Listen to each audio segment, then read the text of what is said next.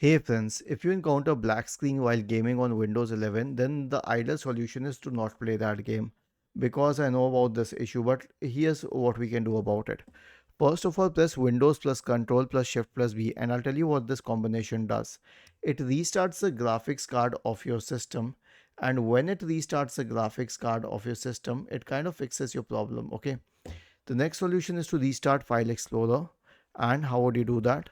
So search for Task Manager in the Windows search bar and go to Task Manager. Now wait till this list loads. Right click on the Windows Explorer process and select Restart. The last solution will be to update the graphics card drivers. Search for Device Manager in the Windows search bar, open the Device Manager, expand this list of display adapters, right click on the first one and update drivers, right click on the second one and update drivers once again. Was this helpful? If yes, then please subscribe to the channel. If not, then let us know in the comment section of the video on how we could help you further. Thank you for watching this video and have a nice day.